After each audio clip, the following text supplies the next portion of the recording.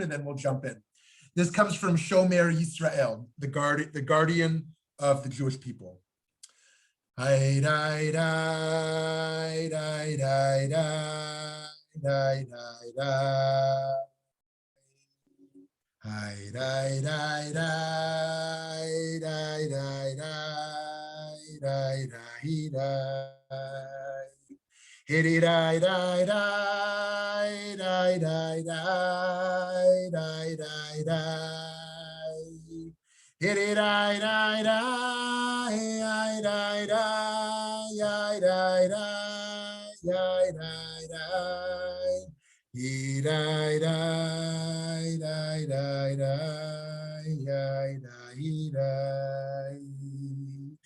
Friends, today is the Rambam versus the Ravid. The Rambam versus the Ravid. Everything the Rambam says, the Ravid seeks to contradict. It reminds me of this old joke. What is the absolute Jewish proof that God exists? It's the very first halacha in the Rambam's Mishnah Torah, and the Ravid doesn't argue with him. So that's an old yeshiva joke, which you might not find funny, but the idea that the Ravid argues everything on the Rambam, and the fact that Rambam says God exists and the Ravid doesn't argue is clearly the proof that God exists. So, friends, is God something or no thing is our debate today. What does it even mean to seek God? Where can we find God? What does that even feel like or look like? Every spiritual seeker craves some kind of contact and connection. We might even say that joy in life, the highest happiness, is found in contact or connection on the bodily, sensual realm, how we think about food, how we think about hugs or kisses or sexual relations, on the emotional, cognitive realm, how we think about peace of mind or being connected to truth or having deep relationships and conversation. On a spiritual level, how we think about connectedness to the oneness of reality. Every spiritual seeker craves this type of contact and connection. In Jewish thought, of course, there's not one soul, but five: the ruach, the nefesh, the neshama, the yechida, the chaya, all these different channels towards connection. Friends, is a personal relationship with the divine even possible? Forget just a momentary connection or a sustained meditative connection, but a relationship? If so, can we connect through our flesh and our words? Or must we transcend the body, transcend words, and travel into a different spiritual realm beyond the conscious? Of course, no one knows for sure. Many strains of Jewish thought teach that we know little about what God is. There have been great debates about the nature of God and what we can actually know and even attempt to speak about. The Rambam, Maimonides, believe that we cannot talk about what God physically is at all, but only about what God is not, an approach known as negative theology. And he even argued that it is heretical to believe that God has a body. He writes over here in the Guide for the Perplexed, "Know accordingly, you who are that man, know that when you believe in the doctrine of the corporeality of God or believe that one of the states of the body belongs to him, you provoke his jealousy and anger, kindle the fire of his wrath, and are a hater, an enemy, and an adversary of God, much more so than an idolater." Whoa, Rambam's got fighting words. Oh my goodness, Rambam, chill out. He is fired up here. Friends, when the Torah speaks consistently of God's body parts, such as in the Pesach story, an outstretched arm, and of emotions such as anger, only a fool, in Rambam's view, doesn't know that it is a pedagogical metaphor. The Rambam explains in the commentary to the Mishnah, the removal of materiality from God signifies that this unity is neither a body nor the power of a body, nor can the accidents of bodies overtake him, such as motion and rest, whether in the essential or accidental sense. It was for this reason that the sages denied to him both cohesion and separation of parts, when they remarked, no sitting and no standing, no division and no cohesion.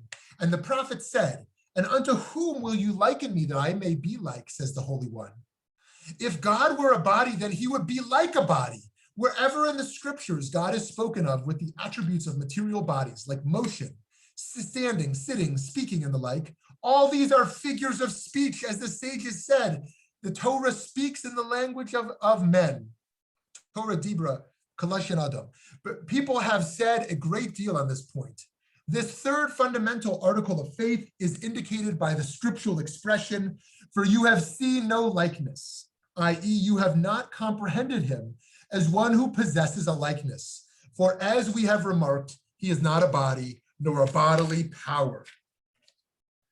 Friends, part of what might have been at stake, perhaps, was the inconsistency between basic Jewish ideas and a fundamental tenet of much earlier Christianity. Jews for centuries had already wanted to push back against the Christian idea of divine incarnation. The theory of divine incarnation, developed in different forms beginning early in the history of Christianity, holds that God could exist in the flesh in the form of Jesus, who has been portrayed within classical Christianity as a divine human of sorts.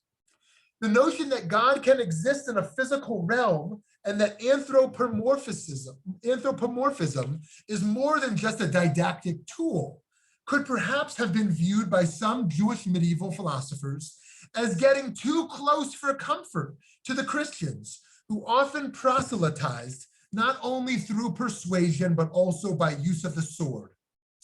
Now, the other side, friends, Rabbi Moshe Taku, a Tosafist, asserts the opposite view, that we should take the Torah literally and should understand God as sometimes taking on human form. For Rabbi Taku, it would be heretical not to read the Torah literally. More famous even than Rabbi Taku was the Ravid, who strongly disapproved of Rambam's characterization of corporealists as heretics. Whatever the Ravid's own view of divine corporeality might have been, he rejected the idea of the view that those such as the Kabbalists with whom he associated were necessarily heretical, apikorsis, just because they described the divine identity as having corporeal aspects. So once again, the Ravid is not arguing for corporeality. He is defending the Kabbalists as being apikorsim, as being heretics, because they engage in the sphirot, or they engage in some form of multiplicity or some form of physicality. Of course, part of the problem of physicality is that it applies finitude, and it also applies multitude. So he argued that, quote unquote, greater and better people than Rambam were corporealists who embraced a model of divinity that engages anthropomorphic manifestations. He's probably pointing to Rashi, because here's what Rashi's commentary on the Torah says. My hand, it says in the Torah, yad mamash, an actual hand with which to smite them. When it says that God used God's hand to smite the Egyptians, Rashi says literally a hand. There is far more to say about the countless rabbinic commentators who strongly reject corporeality, and the many, although fewer, who defend literal corporeality. As just one example, we can see the tension between their respective perspectives that played out in the debate as to how humans are created in God's image. What does it mean that humans are in God's image? What aspect of God's image are we talking about here? Physical, spiritual, intellectual, or something else? Indeed, although it is rarely quoted, a minority traditional view suggests that what makes humans godly is precisely the physical form. In any event, it can suffice to say that there is a rich Jewish debate about corporeality. And as is not uncommon for many medieval philosophers, the intellectual battle became so pitched that their rhetoric approached a level at which, as we demonstrated above, fighting words are involved. The focus issue about divine corporeality raises a broader philosophical question for us. Is God something or not a thing? There is an inherent contradiction in the idea that God is nothing.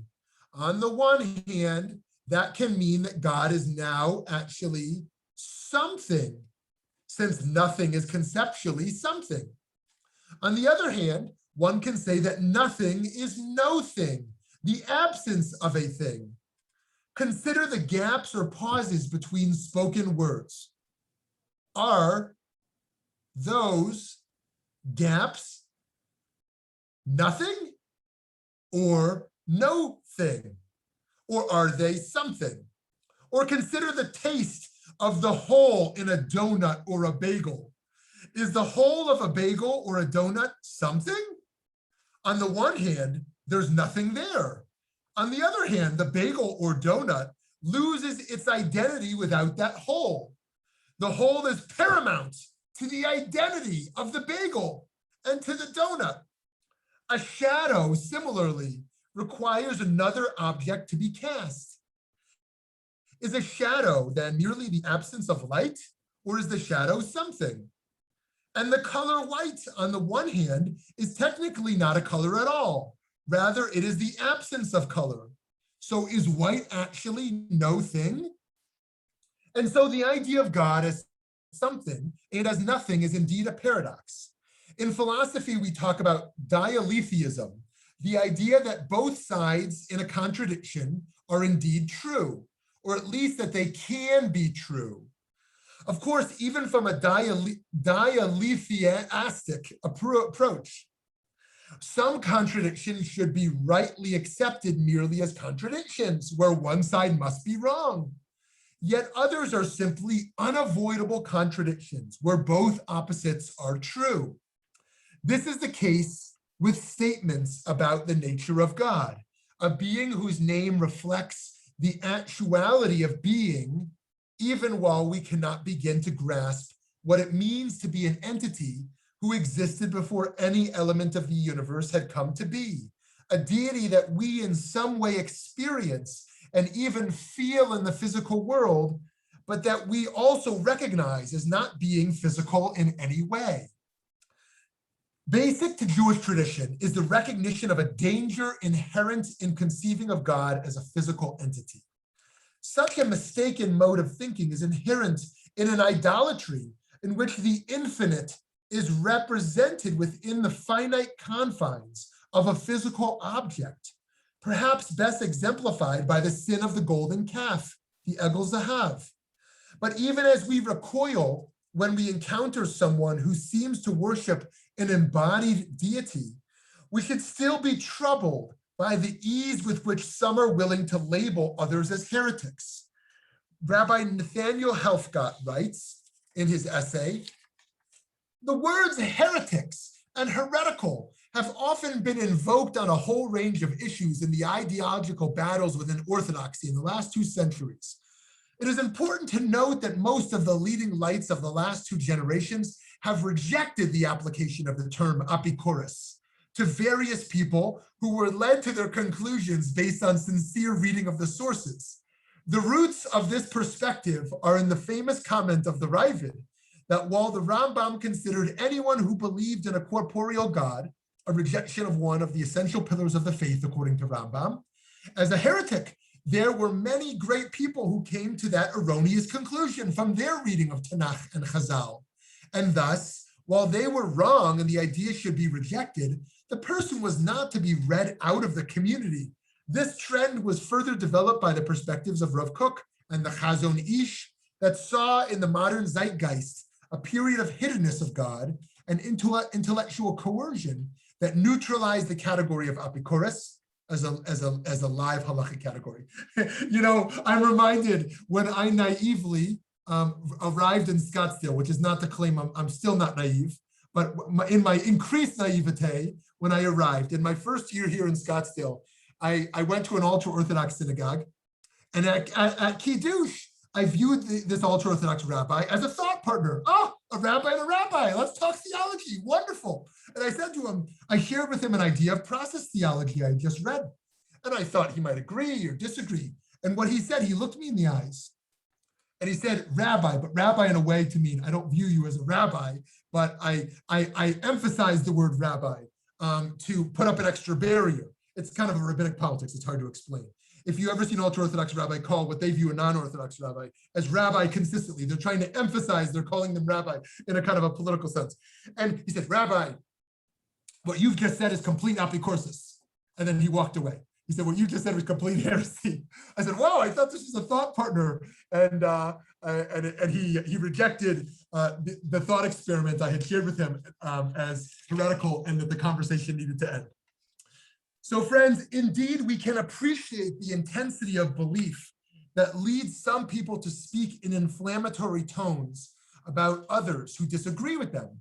But as we come to our own philosophical convictions, we can resolve to talk respectfully as we engage in theological debates. In Rabbi Dr. Daniel Hartman's recent book, which he spoke about at VBM just a few years ago, right when the book came out, he argues we should, quote unquote, put God second. How to save religion from itself. Here he contends that God wants us to make human dignity primary and to view our obligation to honor God as secondary. To apply such an idea here, God would want us to argue theology with a level of respect that makes the first priority of our discourse being about Menschlichkeit. This idea is seen in the shift in the writing and even the thinking of Rabbi Yonah Gerundi, who earlier in his career had a very negative view of much of Rambam's thinking, and who arrogated to himself a license to level ad hominem attacks against him. After seeing that his style of speech seemed to have led to the public burning of the Rambam's books, which in turn might have helped to bring about the public burning of many copies of the Talmud, Rabbi Yonah humbly repented and resolved to seek penance for speaking harshly about the Rambam. And in the 20th century, the Chazon Ish would argue that since the presence of God in the world was not evident to his contemporaries in the way that he was apparent at Mount Sinai, observant Jews should no longer view non-observant Jews as heretics, he argued. That view of thinking would apply, he argued, to those who knew God, yet still rejected him, in his view. In his time, which was basically our time, relatively speaking, he argues many grow up having no understanding of or relationship to God at all. If such an approach is appropriate in the realm of observance, all the more so with regard to theology. We can unhash the implications of this approach in our conversation. Friends, we should channel our fervency in our fighting over the nature of God in interreligious and intra-religious conflicts towards searching more deeply for God. One more comment before we go to Deepak Chopra, which is that I would love if we fought over theology. Today we fight over political ideology, we fight over political denominationalism, we fight over Zionism. I would love if we got so fiery about theology again, of course with limits. Okay, Deepak Chopra. He says, everything we experience as material reality is born in an invisible realm beyond space and time, a realm revealed by science to consist of energy and information. The invisible source of all that exists is not an empty void, but the womb of creation itself. Something creates and organizes this energy. It turns the chaos of quantum soup into stars, galaxies, rainforests, human beings, and our own thoughts, emotions, memories, and desires. It is not only possible to know this source of existence on an abstract level, but to become intimate and at one with it. When this happens, our horizons open to realities. We will have the experience of God. And so even while we search for divine connection, we should recall what the Kutzker Rebbe said famously, that we are all lying. We are all imposters, the Kutzker Rebbe said. He argued that none of us knows the truth. None of us knows God, and that we are all fakes with our convenient certainties. This is yet another reminder of why we should not debate too fiercely about the nature of God. Although I am promoting debating the nature of God, just not too fiercely. Rabbi Yisrael Salanter taught compassion is the foundation of belief.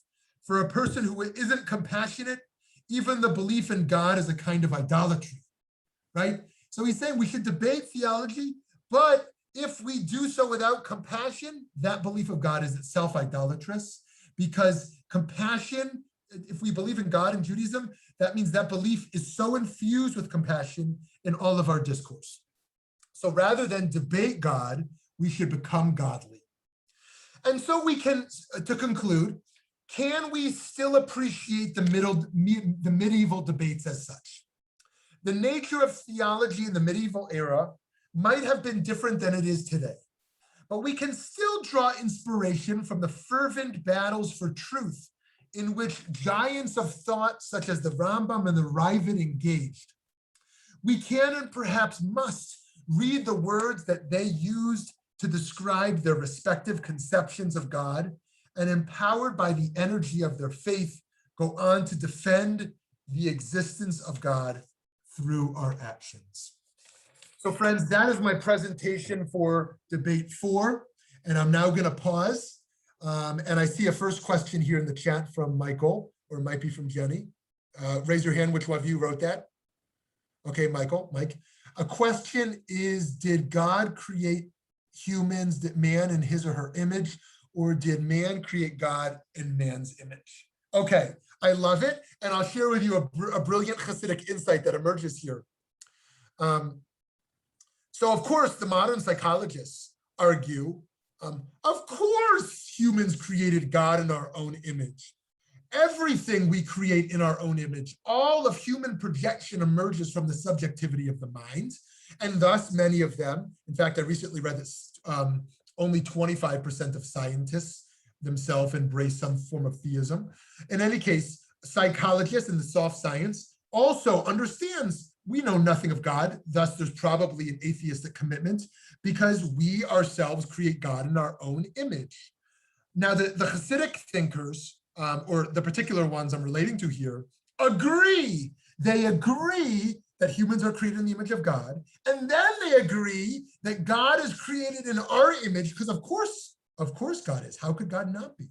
But then they say, the projection of God that emerges from the human mind is itself true because that projection emerges from our own Tselem Elohim. The projection emerges from our own godliness, and thus it is itself a divine projection, and thus it represents truth. And so he says, yes, both are true. It is true that humans are created in the image of God. It is true that God is created in humans' image, and it is precisely the first theological commitment which qualifies the psychological commitment as such that brings the two together. So thank you for that great question. So, okay, let's hear from someone else.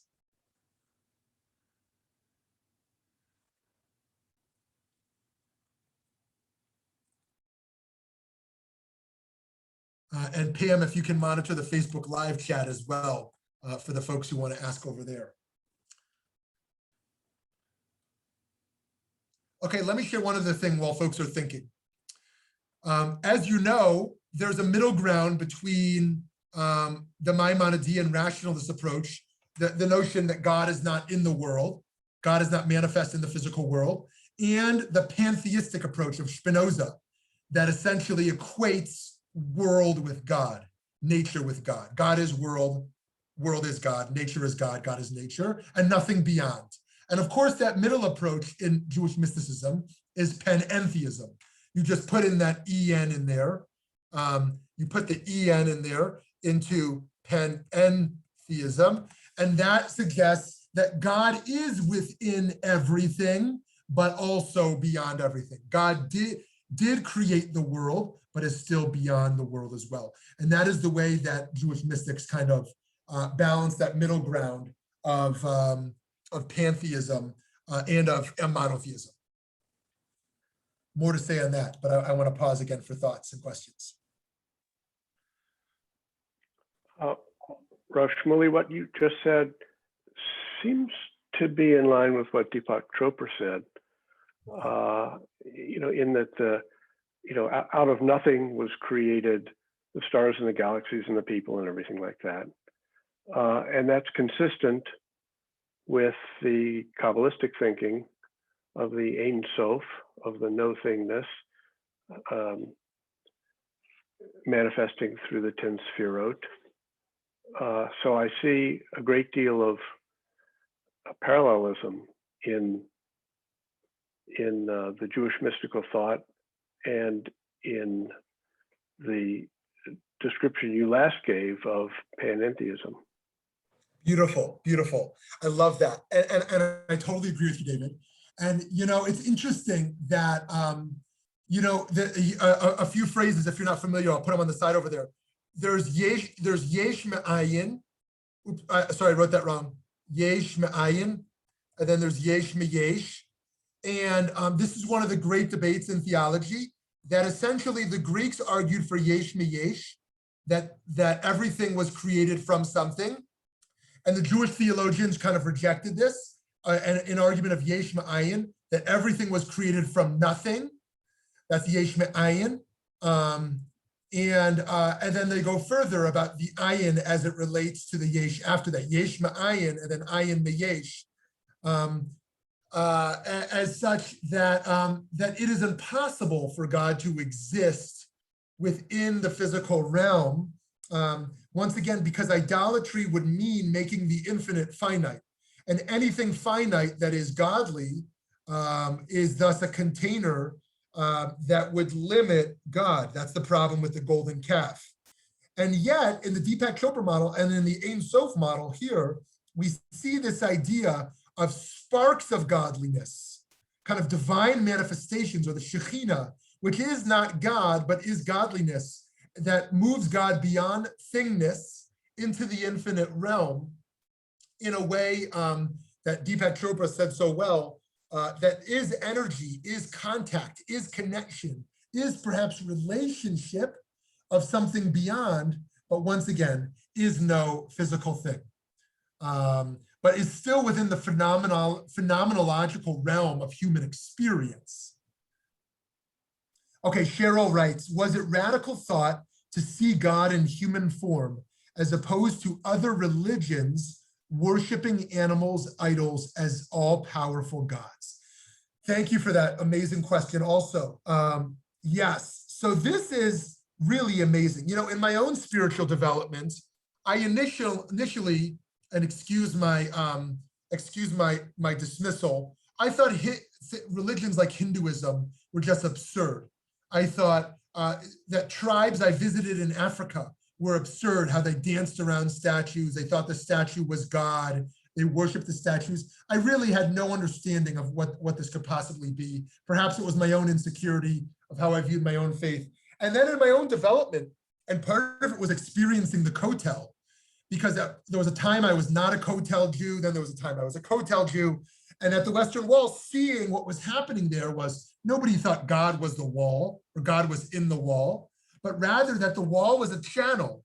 There was a historical experience at the wall that gave an energy to a space, a historical energy that could be related to. And so too in Hinduism or in these tribal religions, where they understand that there can be an energy in physicality. The Lubavitcher Rebbe has this famous vort where he talks about praying through his stender, praying through his lectern, that the physical lectern that he's holding on to is physically a channel towards the divine. And so something really radical happened there, and it happens in the Israelites' rejection of the Egyptians, their rejection of Egyptian idolatry, even though they're all confused about their own religion, and their rejection of the Egyptian notion of animals as gods, or as all-powerful gods, as we see in Egyptian theology, not to mention as we see in Greek mythology, as that emerges, whether Jews are influenced by Greek philosophers rejecting that mythology or beyond. And so most certainly this was very radical. This was very radical. Once again, Plato argues that, that monotheism is a rejection of moral relativism, because if there's multiple gods, there's multiple truths. Judaism believes in singular truths, even if there's dialectical nature to that. And thus monotheism is a commitment to a rejection of moral relativism. It's not just this God is battling that God, and there's no different truth between this God. The God that's most true is the God that wins in battle. And so this was very radical to reject this. It's also a rejection, as we saw in Christianity, of divine incarnate, but also of the Pharaoh as godly. And it also places limitations upon the Mashiach, because in some theologies, the Mashiach themselves, the messianic figure, is a divine incarnate to some degree. Even the Rebbe is. The notion of the Rebbe in Hasidic thought gets very close to the idea of the Rebbe as a channel to God. You pray through the Rebbe, right? This is, if you've been to these Hasidic tishes, I imagine most of you haven't, but I've been to many of these Hasidic tishes. If you're a woman, most certainly you haven't. But many of these Hasidic tishes I've been to in the old city of Jerusalem or beyond, hundreds of Hasidic men in bleachers and the Rebbe at a table in the center. They are literally davening through this Rebbe as a channel in a way that we think of as Christian. So Stan writes, Elie Wiesel said that God was suffering with the Jews in the camps. How do we maintain our faith in a God who suffered with us, but was unable or unwilling to relieve us from suffering? I love it, Stan. This is debate number 8.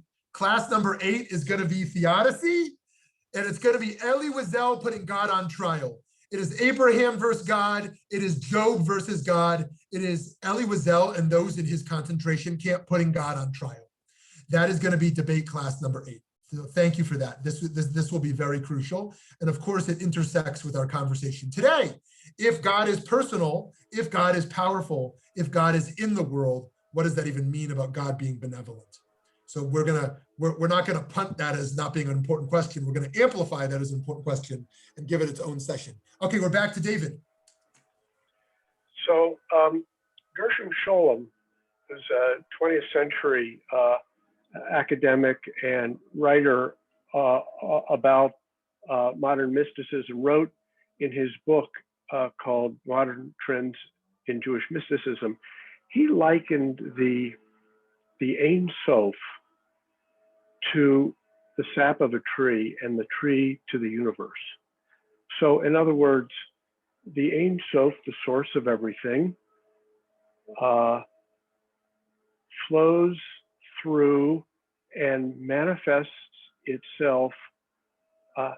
It flows through the universe, sort of as the sap flows through a tree, and manifests itself in the trunk, the branches, the leaves, the fruit of the tree. So in the way that we've been talking, we would say, well, all the things in the universe are the manifestations of the tree. They're all different. The fruit is different from the leaves, which is different from the branch, and the thorn, and all these different things. Those are all of us and everything in the universe that is different. But what are we comprised of? Says Scholem, we're comprised of the sap. In fact, we are the sap. We just, in our manifest form, we look different. And so, so one way to look at this is that we are the godliness manifested here in the universe, and our actions are, in a way, God acting in the world. So in answer to Stan's question, why didn't God come and save us?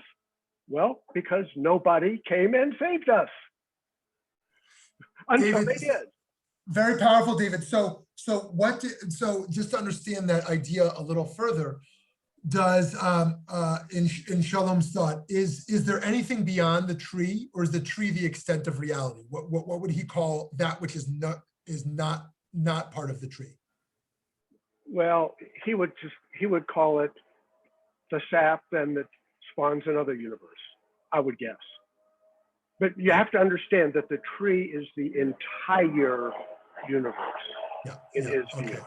Okay, so the sap of this tree could fuel the sap of a different universe as well. Yeah, beautiful. I'm projecting. Beautiful. I don't remember reading that. Yeah, beautiful, beautiful. Okay, so it's panentheistic. Yeah, yeah, love it, love it.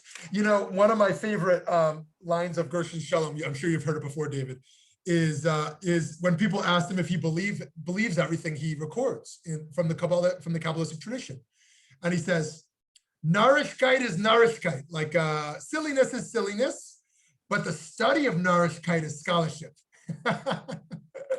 I love that line, which is to say, some things he doesn't believe, but the study of things he doesn't believe is scholarship, right? In any case, it's very insightful what you shared there, and I thank you for that. And what part of what I want to promote here is I want us to think about God more. I want us to debate about God more. I want us to study this. I don't want us to just fall into simple dogmas, either that there's no God or God looks like this. I want us to think about this more. I think there's so much more. I think this is where Jewish education failed us. It gave us no God education. We received Israel 101, Hebrew 101, anti-Semitism 101, how to learn from the Torah 101. And we were given no spiritual imagination to have any kind of discourse for this. And in talking about it, debating it, I want us to have tolerance and think about, not fall back into the old tropes of heresy, blaming, and the like. And I think that this is a contribution that Jews can make to the world. I think Jewish theology is remarkably broad. When you know, as everyone famously says, oh, the student went to the rabbi and said, I reject God. And the rabbi says, well, tell me about the God you believe in. And he says this and that. And the rabbi says, I also reject that God, right? So, which is to say that the realm of Jewish theologies is so broad that we can be atheists, so to speak, by rejecting multiple accounts of what God is, and then find our own theology that does speak to us. And I think that theology is much broader. And I would love to see us have brainstorming sessions, think tanks, again, to think about God education. Okay, to go to Michael's comment here. Is the search for God part of our search for meaning in the infinity of time and space? I absolutely think so. I think that's an amazing question. And I think that our search for our own connection to eternity, our own philosophical understanding of infinity, our fundamental relationship to time and space, to me is fundamentally a question also about the bonfire that our spark returns to. It's fundamentally a question of what is the reality beyond the objective reality we experience and beyond our personal subjective reality that we encounter. What is the unreachable beyond what we can reach for, the unknowable beyond what we know? And I think we can do more than just say we don't know it.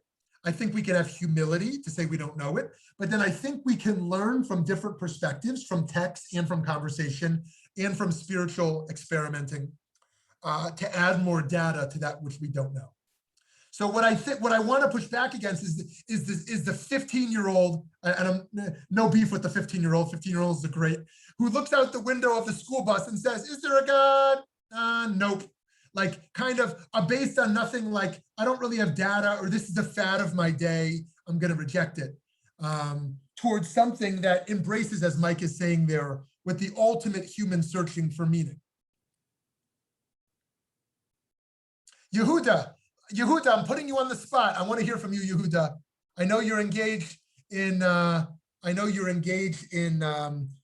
New Age renewal Judaism. I wonder how you're thinking about this question, if you're comfortable sharing.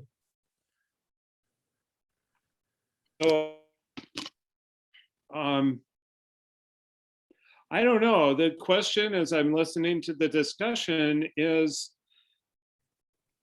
opening the door to so much inspecificity, specific, and does all this questioning erode the faith? Does it undermine where we're trying to go? Because I think there's all these different opinions. And if we say, you get a gold star and you get a gold, everybody gets a gold star, it's like, are we really weighing things and coming to a good consensus? And are we bringing the tribe where we want to go? Yehuda, this is such a great question. And am I cutting you off? No, that's what my question. Yehuda David, thank you for that. Because I have the same question about the VBM's pedagogical approach. VBM's pedagogical approach assumes, by and large, that our learning can and must, in ways that we can't estimate or deliberate, lead to action, right? And that assumes, now Plato was wrong. Plato thought that the person who knows more will be more virtuous. The person who knows the good will do the good. We know this to be wrong empirically. So it's not just about study more, you'll be better, right? The question is, how do we learn where we do better in the world? How does learning about injustice lead people to engage in more social justice? How does learning about ethics enable people to act more ethically? That's a question about ethics. Now, in spirituality, how does thinking about issues of theology or spirituality lead to deeper engagement? And it's not clear to me that it necessarily does. I know academics who are ethicists who are unable to either, I don't want to say act unethically because that's a little bit too harsh, but unable to actually take a stand. They're unable to take a stand because they're so caught in the footnotes, right? So too, I know people who study theology and think about spirituality who have become so skeptical in their thinking that it's almost impossible to turn off the questioning in their spiritual engagement. So I think you're exactly right to ask the question, which is, how do we cultivate an intellectual experience alongside an activist experience? How do we cultivate an intellectual experience alongside a spiritual commitment in a way that they enhance each other rather than diminish each other? Am I getting your question correct? Yes. And it's like, how do we make room for this idea of agnosticism and atheism and still be proponents for Hashem? Yeah. So, it reminds me of that old joke, and I'm going to use your name just because people always use different names. So if you don't mind, Yehuda and David go to shul, and then someone says, Yehuda, I know why David goes to shul. David goes to pray, but why, Yehuda, why do you go to shul? And Yehuda says, I go to talk to David, right? That's to say, some people go to shul to daven. They want to talk to God. And some people go to talk to the guy who's talking to God, right? And thankfully, we can make room for both in shul, those who go for a social experience and those who go for a spiritual experience. But actually, some people, their Jewish experience is the questioning of God. Right? They feel that by going there and saying, I don't believe in this stuff anyways, that in somehow that is their Jewish experience, kind of growing up with a Jewish identity of pushing back, right? And that is one type of Jewish identity. There's the Jewish spiritualist who immerses, Yehuda David, I would put you in that category, who immerses. I don't want to put you in a box, but based on what you're saying. And then there's the type who precisely wants to be in relationship to the immersivist, if I can make up that word, but also wants to be in relationship to them as a pushing back. Like, I'm here, but I'm not really here. I'm at High Holidays, but this book this book is kind of all problematic anyways, but I have to be here holding the book, right? Because it's meaningful to be here holding the book, even though I don't believe in the book, And so that, it's interesting that VBM wants both of those types in this learning, and that's hard to contain. But so I really appreciate your point. Let me pause there. Let me pause here to hear from others. We have only 4 minutes left, but I'd love to hear Eileen. Eileen, can I call on you over there? Eileen Gross, if you're able to unmute, if you want to unmute, or Vicky Cabot. Okay, no pressure if you don't want to unmute. I'm driving, Rabbi, but I have a comment when I get there. Bye. Oh, okay. So I'm here, Rabbi. I'm here, Eileen, Shmuly. Good. You Eileen, know, yes, we'd love to hear from you. Yeah, I wish I could articulate how, where I stand in this. As you presented things, I said, yeah, I agree with that. Or yeah, I agree with the other one. And yeah, I'm probably the one in shul who goes to be next to the guy with the book and talk to.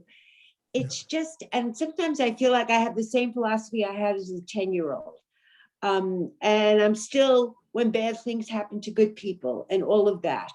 So I think what's remarkable for me in Judaism is our ability to have discussions like this. Yeah. And that I think that pleases God.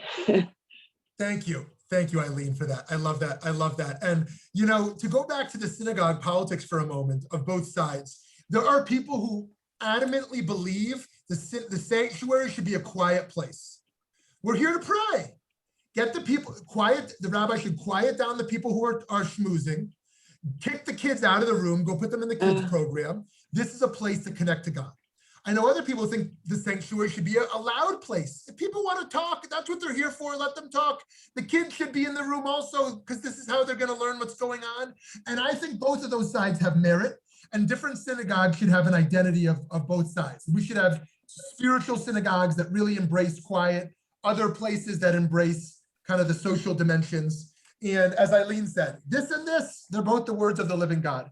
Vicki, have you arrived or are you still driving? I have arrived actually just now. And oh, good. all I So was, you'll be our last question, a question or and comment. but no, this isn't a question, it's a comment that I just Good. maybe throw it out to the group. That I felt that your metaphor of the hole in the donut and the hole in the bagel was exceedingly, it made me think a lot about things, about what is and what isn't, and what is and what isn't, correct? And where things come from, and the notion of having to have space in our lives, because I think that's some of it for me, to be able to reflect or to be meditative or whatever, is meaning there's space inside you, space in your head, and that whole notion of space and emptiness, I think, is part of our understanding.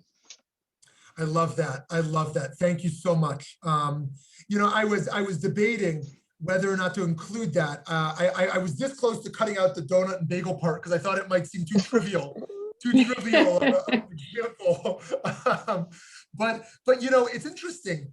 In modernity, we talked about the self, the birth of the self, really, and the other. And in post-modernity, we talk about the space between the self and the other. That reality is in the in-between space. So too in postmodern theology, that it's not God and self, but really the divinity exists in the space between the self and God.